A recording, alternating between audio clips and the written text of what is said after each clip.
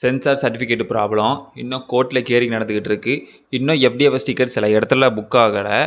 கேரளாலையும் மற்ற ஸ்டேட்லேயும் தான் ஆகிருக்கு. தமிழ்நாட்டில் இன்னும் பெர்ஃபெக்டாக வரலை. படம் வேறு இப்போ போஸ்ட்பாண்ட் ஆயிடுச்சு. Politics pressure. எஸ், ப்ராப்பர் தளபதி படம் வைப் வந்துருச்சுன்னே சொல்லலாம்.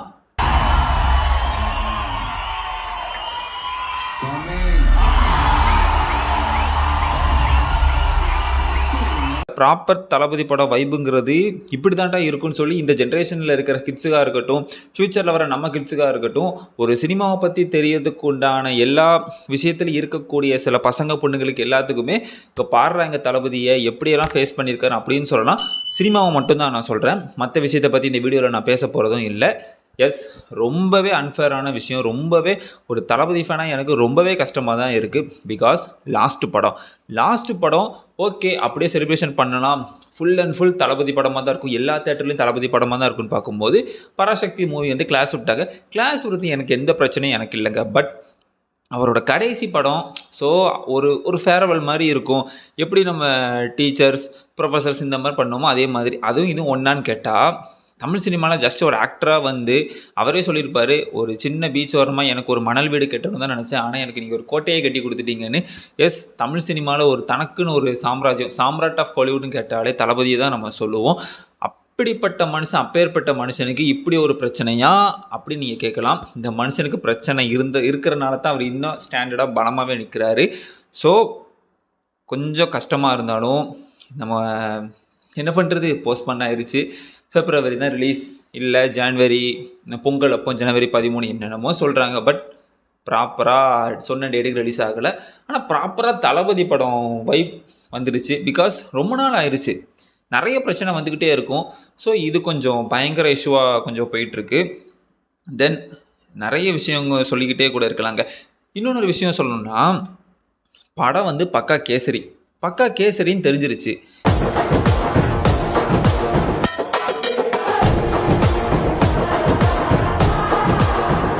கேசரி கெட்டு போனாலும் சரி, கேசரியில் சுகர் அதிகமாக இருந்தாலும் சரி, கேசரியில் உப்பே போட்டிருந்தாலும் சரி, நாங்கள் சாப்பிட தான் போகிறோம்.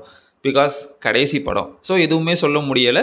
ஆஸ் யூஸ்வல் ட்ரெய்லர் பார்த்ததுமே நிறைய தியரிஸ் நிறைய பேர் கொண்டு வந்தாங்க. பட் எனக்குன்னு பார்க்கும்போது ஓகே, நம்ம சின்ன பிள்ளையிலேருந்து என்டர்டெயின்மெண்ட் பண்ணிகிட்டு இருந்த என்னோட தளபதியோட கடைசி படம். ஸோ தேட்டரில் போய் லாஸ்ட்டாக ஒரு என்ஜாய், அவ்வளோதான். இனிமேல் அவர் பாலிடிக்ஸ் போயிட்டாரு. தென் பாலிடிக்ஸ் உள்ள அப்டேட்ஸ் தான் வரும். ஸோ எனக்கு அதில் உடன்பாடு அவ்வளோ பெருசாக இல்லைனாலுமே ஓகே அப்படின்னு நினச்சிட்டு இருக்கும் போது இப்படி ஆயிடுச்சு. தென் ஒரு கேசரிக்கு ஏன்டா இந்த கதறீங்க அப்படின்னு தான் இருக்குது. பிகாஸ் கேசரின்னு தெரிஞ்சும், கேசரி தான் கிண்டியிருக்கான்னு தெரிஞ்சும், நாங்களே ஃபிக்ஸ் ஆகினதுக்கப்புறமும் ஏன்டா சென்சார் கட்லாம் வருது. அப்படி அந்த படத்தில் பார்த்தாலுமே கேர்ள்ஸ்க்கு மோட்டிவேஷனாக இருக்கட்டும், தென் அப்புறம் ஆர்மி ட்ரைனிங் பற்றி பேசுகிறது, பாலையாவோட குரங்கு சேட்டைகள் இப்படி தான் வரும். பட் தேட்டரில் பார்க்கும்போது நல்லாயிருக்கும். சில கிரிஞ்சஸான சீன்ஸ் இருக்குது. அதுக்கு தான் நாங்கள் பயந்தோம். 27 சென்சார் கட்ஸ் நீங்கள் பண்ணியிருக்கீங்கன்னு சொல்கிறீங்க. படத்துக்கு சிபிஎஃப்சி அந்த சர்டிஃபிகேட் இன்னும் கொடுக்கல. நாளை கழிச்சு ஸோ இன்றைக்கின்னு பார்க்கும்போது நாளைக்கு படம் ரிலீஸு அப்படின்னு ஒரு வைபிள் இருந்தால் நீங்கள் என்னடா இப்படி பண்ணுறீங்க அப்படிங்கிற மாதிரி தான் இருக்குது. ஸோ ஜனநாயகன் மட்டும்தான் இப்படின்னு கேட்டுக்கிட்டால், தளபதியோட படங்கள் 50வது படம் சுறாக்கு முன்னாடியே எக்கச்சக்கமான பிரச்சனைகள் நிறையவே இருந்திருக்கு. அதில் ரொம்பவே பேசப்பட்ட படம் வந்து நீங்கள் தலைவான்னு நினைக்கலாம். பட் தலைவாக்கு முன்னாடியே துப்பாக்கிலே அவங்க ஆரம்பிச்சிட்டானுங்க. முஸ்லீம்ஸை தப்பாக காமிச்சிருக்காங்க அப்படி இப்படின்னு. பட் எனக்கு விவரம் அப்போ தெரியல. நான் 7th தான் படிச்சுட்டு இருந்ததுனால தெரியல. பட் படம் வந்து ரிலீஸ் ஆகுமா ஆகாதா அப்படிங்கிற மாதிரியே பேசிகிட்டு இருந்தாங்க. தென் தலைவா ஜஸ்ட்டு ஒரு சிம்பிள் கமர்ஷியல் ஆக்டர், என்டர்டெயின்மெண்ட் பண்ணுற ஆள், கிரிஞ்சு பண்ணுற ஆள்னே இருக்கட்டும், உங்களுக்கு பிடிக்காத ஆளாகவே இருக்கட்டும், அவர் டைம் டு லீட் அப்படின்னு போட்டார். படத்தில் டான்ஸ் ஆடிட்டு இருக்கிற ஒருத்தர் அப்பா செத்ததுக்கப்புறம் அந்த இடத்த அவரை ஃபில்ஃபில் பண்ணி மும்பையில் இருக்கிற மக்களுக்கு நான் வந்து பண்ணுறேன் அப்படிங்கிறது மட்டும்தான். அதுக்கே அப்படி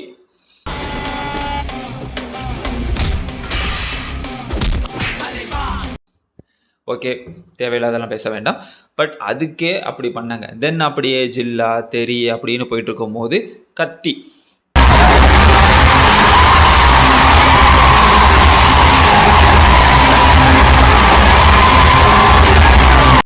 கத்திக்கு எதுக்குன்னா லைக்கா ப்ரொடக்ஷன்ஸ் அப்படிங்கிறதுனாலேயே நான் அப்போ 10th படிச்சுட்டு இருக்கும்போது அப்போவே படம் ரிலீஸ் ஆகாது, அது ஆகாது, தேட்டரில் பிரச்சனை வரும் அப்படின்னு நிறைய சொன்னாங்க. தென் இப்போ பார்த்துட்டிங்கன்னா லைக்கா ப்ரொடியூஸ் பண்ண அந்த படமே கிடையாது. எல்லா ஆக்டர்ஸ் கூடயுமே ட்ராவல் பண்ணிட்டாரு. இனிமேல் லைக்காவும் கிடையாது. அந்த ரேஞ்சுக்கு இருக்குது. பட் தளபதிக்கு மட்டும் ஏன் அப்படி? நிறைய பேர் அதாவது எல்லாருமே ஆக்டர்ஸ் தான். எல்லாருமே ப்ரொஃபஷனலாக சினிமாக்காக உடலை வருத்தி மனசை வருத்தி சாப்பிடாம தூங்காமல் மக்களை என்டர்டெயின்மெண்ட் பண்ணணும், பிஸ்னஸ் பண்ணணும், சாட்டிஸ்ஃபேக்ஷன் பண்ணணும்னு சொல்லி ஓடிட்டு இருக்கும்போது இந்த மனுஷனுக்கு மட்டும் ஏன் இப்படி? அதுதான் எனக்கு சத்தியமாக எனக்கு புரியவே இல்லை. தமிழ் சினிமாவில் 18+ மூவிஸ் வந்திருக்கு. ஜாதி கலவரத்தை தூண்டுற மாதிரி வந்திருக்கு. எல்லாரையும் தப்பாக நான் சொல்லலை. பட் இந்த மாதிரி சில எப்படி சொல்கிறது, சென்சாரான விஷயமா இருக்கட்டும், ஒரு சென்சிட்டிவான விஷயமா இருந்தாலும் கூட வந்தாலும் வெறும் கேசரியை கிண்டி வச்சதுக்கு ஏன்டா இந்த வரத்து வாரீங்க?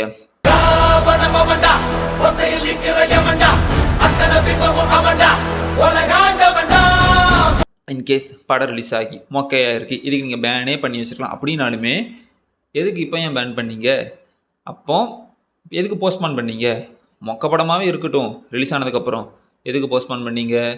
ஒருவேளை ஹிட் ஆயிடுச்சுனாலுமே அதில் எதுவுமே இல்லையே, ஜஸ்ட்டு வழக்கமான படங்கள் தானே இருக்குன்னாலுமே எதுக்குன்னே தெரியல. இது மட்டும் இல்லை, தென் அப்படியே போயிட்டு வந்து மெர்சல்.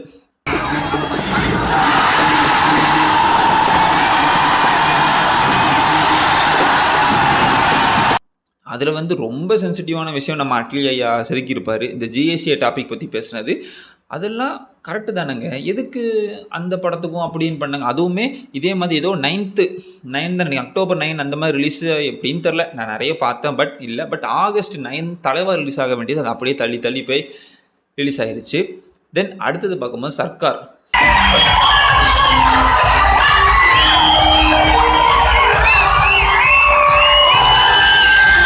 சர்க்காருக்கெல்லாம் சொல்லவே வேண்டாம். கட் அவுட்டை போட்டு கிழிச்சாங்க. எதுக்கு கிழிக்கணும்? சரி, ஓகே, அதுலையாவது ஒரு பாலிடிக்ஸோட பற்றி நீங்கள் ஓவராக பேசினீங்க வச்சிங்க, சரி பண்ணுறீங்க. அப்படியே போயிட்டு கொஞ்சம் கொஞ்சமாக போகும்போது மாஸ்டரில் வந்து நின்றுச்சு போஸ்ட்பான்.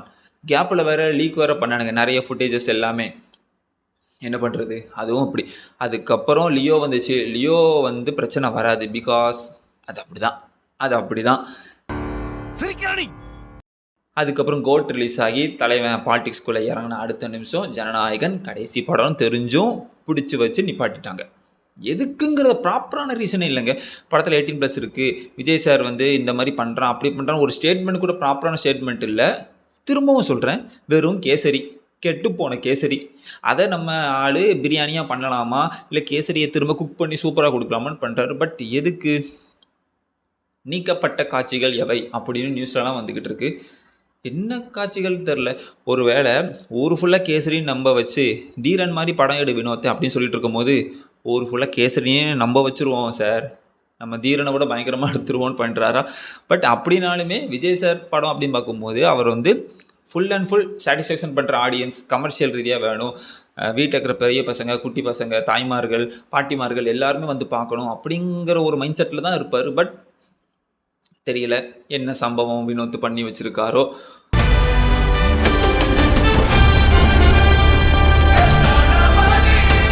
ஒரு மீம் கூட பார்த்தேன், என்ன நான் தானே கேசரி கொஞ்சம் வாடடிக்குன்னு சொல்லி எக்ஸ்ட்ராவாக பிரியாணியும் பீஃப் உருண்டையும் உள்ள தூக்கி போட்டேன் அப்படின்னு. குக்கர் வெடிச்சிரும்னு பயப்படுறானுங்க என்னன்னே தெரியல. பார்க்கலாம். தென் லாஸ்ட்டு படம், ஒரு கமர்ஷியல் ஆக்டரோட லாஸ்ட்டு படம். நிறைய பேர் பார்த்திங்கன்னா விஜய் சாரோட ஹேட்டர்ஸாக இருக்கட்டும், எனக்கு விஜயவே பிடிக்காது அப்படின்னாலுமே அவங்க லைஃப்பில் ஜஸ்ட்டு 1% ஆகுது அவங்க லைஃப்பில் கண்டிப்பாக விஜய் சார் இருப்பார். விஜய்னா இருக்காமல் அது வரவே வராது. விஜய்லாம் விஜய்லாம் ஒரு ஓவர் ரேட்டடு அப்படின்னு சொன்னாலுமே கண்டிப்பாக ஸ்கூலில் அவரோட சாங்க்கு டான்ஸ் ஆடியிருப்பாங்க, அவரோட கேரக்டர்ஸ் பிடிச்சிருக்கும், அண்ட் அவரோட மூவிஸில் பண்ண டான்ஸஸாக இருக்கட்டும், அவரோட சாங்ஸாக இருக்கட்டும், ஏதாவது ஒரு விஷயத்தில் எல்லார் ஃபேமிலிலையும் விஜய் சார் வந்து அவங்க மனசில் நிற்க தான் செய்கிறாரு. ஈவன் விஜய் சாரோட ஹேட்டர்ஸாக இருந்தாலும் சரி, அவங்ககிட்ட கூட சொல்லுவாங்க எனக்கு அது பிடிக்கும் இது பிடிக்கும்பாங்க, கண்டிப்பாக இருக்கும். ஸோ ஒரு ஆக்டர் தான், ஜஸ்ட்டு ஒரு ஆக்டர் தான். ஓப்பனாக சொல்லணும்னா Suriya sir, Vikram sir, Kamal sir மாதிரி கூட பயங்கரமான ஒரு எஃபர்ட் போட்டு உடம்பை வருத்தியெல்லாம் பண்ணலாம். அவரே சொல்லியிருப்பார், எக்ஸ்பெரிமெண்ட்லாம் நமக்கு வராதுப்பா, நம்ம பொறுத்தவரை கமர்ஷியல் ஆக்டர் தான், ஒரு மாதம் ஆக்டர்னே வச்சுப்போமே, என்டர்டெயின்மெண்ட் பண்ணுறது தான். சினிமானாலே என்டர்டெயின்மெண்ட் தான். அந்த என்டர்டெயின்மெண்ட் எனக்கு சின்ன பிள்ளைலேருந்து இப்போ வரை அந்த மனுஷன் கொடுத்துக்கிட்டே தான் இருக்கார். மொக்க படங்கள் கொடுத்துருக்காரு. இன்னும் என் மனசில் நிற்கிற மாதிரி கில்லி, துப்பாக்கி, அந்த சிவகாசி, திருப்பாச்சி, போக்கிரி, ஐயோ என் தலைவனோட படங்கள் இன்னும் அப்படியே இருக்குது. ஜஸ்ட்டு ஒரு சேனலில் கூட அவர் படத்தை போட மாட்டேங்கிங்கன்னா எதுக்குன்னு தெரியல. பாலிடிக்ஸில் அவரை அடிங்க உதைங்க என்ன வேணாலும் பண்ணுங்கள், அது வேறு டிபார்ட்மெண்ட். கண்டிப்பாக அவர் தப்பு பண்ணால் அடிக்கலாம், பிரச்சனையே கிடையாது. இந்த ஜனவரி 9க்கு அப்புறம் அவர் ஃபுல் அண்ட் ஃபுல் அரசியல்வாதி விஜய் தான். இப்போவே அரசியல்வாதி தான், பட் பெர்ஃபெக்டாக போகிறாரு. அதுக்கப்புறம் மிஸ்டேக் பண்ணலாம், என்ன பண்ணலாம், தப்பு பண்ணலாம், குறைகள் நிறைகள் எல்லாமே இருக்குது. இப்போ ஒரு ஆக்டர் விஜய் தான். நீட் அண்ட் கிளியராக ஒரு சூப்பரான ஃபேர்வெல் கொடுத்துருந்தா, ஒரு எமோஷனில் ஒரு டியர்ஸோட அப்படியே ஒரு ஆக்டர் விஜய் ஃபேன்ஸாக நாங்கள் இருந்திருப்போம். பட் இப்படி லாஸ்ட்டு படம் சினிமாக்கே பெரிய லாஸ், சீரியஸாக சினிமாக்கே பெரிய லாஸ். ஒரு சாம்ராஜ்யத்தை கிரியேட் பண்ணி வச்சுக்க ஒரு ஆக்டர். ஒரு பிஸ்னஸ் ரீதியாக சொல்லணும்னா எந்த தேட்டர்லையுமே விஜய் சார் படம் இல்லைனாலே கண்டிப்பாக அப்செட் ஆவாங்க, இன்க்ளூடிங் ஒஸ்ட்டு படமாகவே இருக்கட்டும். கண்டிப்பாக 3 நாள் ஒரு நல்ல ஒரு ப்ராஃபிட் அவங்களுக்கு கண்டிப்பாக கிடைக்கும். பிகாஸ் அதனால தான் அவர் ஒரு தமிழ் சினிமாவோட பிக்கஸ்ட் என்டர்டெய்னர் அப்படின்னே சொல்லலாம். பட் லாஸ்ட்டு படம்னு சொல்லி இருந்த எங்களோட ஒரு மனசை போட்டு வெடிக்க வச்சிட்டிங்கடா அப்படிங்கிற மாதிரி தான் இருக்குது. யார் வேணாலும் வின் பண்ணலாம், யார் வேணாலும் கிளாஸ்க்கு வரலாம், யார் வேணாலும் பண்ணலாம், இவர் மட்டும்தான் இருக்கணுமா அப்படிலாம் கிடையாது, யார் வேணாலும் வரலாம். பட் ஒரு சின்ன ஒரு எமோஷ்னலாக சின்ன ஒரு ஆசைலாம் கடைசி ஒரு ஃபேர்வெல் அப்படின்னு சொல்லிட்டு இருக்கும்போது ஒரு ப்ராப்பராக வர வேண்டியது. பட் மனுஷனுக்கு இவ்வளோ பிரச்சனை, அவர் பார்க்காத பிரச்சனையா? அவர் அவ்வளோ பிரச்சனையும் பார்த்து அவர் விட்டு போகாத ஃபேன்ஸா? என்னைக்காவது அவர் விட்டு கொடுத்துருவோமா அப்படிங்கிற மாதிரி தான் இருக்கும். ஜனவரி 9 வரலனாலும் பிரச்சனை இல்லை, எப்போ வந்தாலுமே ஜனநாயகன் வர்ற அன்றைக்கி தாண்டா எங்களுக்கு பொங்கல் அப்படின்னே சொல்லிடுவோம். ஒரு ஆக்டர் விஜய் ஃபேனாக, வெறித்தனமான ஃபேனாக நான் சொன்னாலுமே அப்படி இருக்கலாம். பட் ஒரு சினிமா ரசிகராக அப்படின்னு பார்த்தாலுமே சில மூவிஸ் கிளாஷஸ்க்கு வந்தாலும் சந்தோஷம் அப்படிங்கிறத தாண்டி டாக்ஸிக்கான சில பிஹேவியர்ஸ் எல்லாம் தள்ளி வச்சுட்டு ஒரு பார்க்கும்போது ரொம்பவே வருத்தமாகவே இருக்குது. பிகாஸ் இது ஒரு ஏதாவது ஒரு டாப்பிக்கை பற்றி பேசக்கூடிய மூவியாக, ஏதாவது ஒரு சென்சிட்டிவாக இருக்கலாம். இப்போ மெர்சல்னு பார்க்கும்போது எங்கேயோ போகுது, பட் ட்ரூ தானே. இதுவும் பார்க்கும்போது இதில் அப்படி என்ன பேசியிருப்பாங்க? நாங்களே ட்ரெய்லர் பார்க்கும்போது என்ன ரோபோட்டெல்லாம் வருது, என்னத்தடா வினோத்து கிண்டி இருக்கே அப்படி தான் நினச்சோம். நீங்கள் 27 கட்ஸ் அப்படின்னு சொல்லிட்டு நீங்கள் போடும்போதே என்ன சென்சார் கட்டுன்னு ப்ராப்பராக தெரியாமல் படத்தை போஸ்ட்போன் பண்ணும்போதே தெரிஞ்சிருச்சு. ரைட்டு, சம்பவம் உறுதின்னு. சம்பவமே உறுதியே இல்லாமல் மொக்கப்படமாகவே இருந்தாலும் ஏன்டா பயப்படுறீங்க அப்படிங்கிற கேட்குற மாதிரி தான் இருக்குது. இதில் பாலிடிக்ஸ் இருக்கா, இல்லை எது நடக்கா எதுவுமே நம்ம சொல்லவும் முடியாது. பிகாஸ் நமக்கு பாலிடிக்ஸ் தேவையில்லை. பட் ஒரு சினிமா அப்படின்னு பார்க்கும்போது ரொம்பவே பெயின்ஃபுல்லாகவே இருக்குது. விஜய் சார் ஃபேனாக ஒரு வெறித்தனமான ரசிகனாக ரொம்பவே கஷ்டம்தாங்க. யூடியூப்குள்ளே அப்படின்னு பார்த்தாலே இந்த மனுஷன் படுற வேதனைகள், கஷ்டங்கள் எக்கச்சக்கமாக நிறையவே இருக்குது.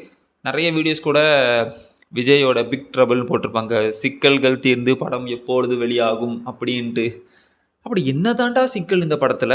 நாங்களே கேசரின்னு கன்ஃபார்ம் ஆகிட்டோமே, ஒருவேளை இவங்களே கேசரியை பிரியாணியாக சேஞ்ச் பண்ண போகிறானுங்களா, இல்லை இவங்களுக்கு கேசரி ஆகிடணும்னு பயப்படுறானுங்களானே தெரியலை என்ன சொல்ல. பட் என்ன பிரச்சனை வந்தாலும் சரி, இவர் இனிமேல் சினிமாவில் கிடையாது. பட் சினிமாவில் இருந்தாலும் சரி, என்றைக்குமே எப்போவுமே எனி டைம் இந்த உயிர் போடுற வர விஜய் சார் ஃபேன் தான். விஜய் யார் ரசிகன்? விஜய் ரசிகன், அவ்வளோதான். எல்லாரையும் பிடிக்குங்க, எல்லாரையுமே எனக்கு பிடிக்கும். பட் இந்த மனசு ஒன்று சொல்லுமே, அது விஜய் சார் தான். என்னதான் இருந்தாலும் கொஞ்சம் கஷ்டமாக தான் இருக்குது. பார்க்கலாம், ஜனவரி 9 இல்லைன்னு தெரிஞ்சு போச்சு. எப்போ படம் ரிலீஸ் ஆகுதோ அப்போ தாண்டா எங்களுக்கு 2026 பொங்கல்னே சொல்லலாம். தென் 2026 அவரோட பொங்கல் தீபாவளியாக மாறுதான் என்னங்கிறது இனிமேல் தான் தெரியும். பார்க்கலாம், என்னதான் இருந்தாலும் சரி, என்ன நடந்தாலும் சரி, எப்பயுமே நான் தளபதி ரசிகன் தான். எப்பயுமே இல்லை, என்றைக்குமே தளபதி ரசிகன் தான். ஸோ உங்களுக்கு இந்த மூவியோட போஸ்ட் பண்ண எப்படி கஷ்டமாக தான் இருக்கும். தென் இந்த வீடியோஸில் நீங்கள் பார்த்துட்டும் சரி, உங்களுக்கு இந்த படத்தை போஸ்ட்பான் பண்ணதுனால எந்த தாட்ஸ் என்ன மாதிரி இருக்குது என்னங்கிறத மறக்காமல் கமெண்ட்டில் சொல்லுங்கள். இதே மாதிரி ஒரு சூப்பரான வீடியோவில் நெக்ஸ்ட் வீடியோவில் சந்திக்கலாம். பாய்.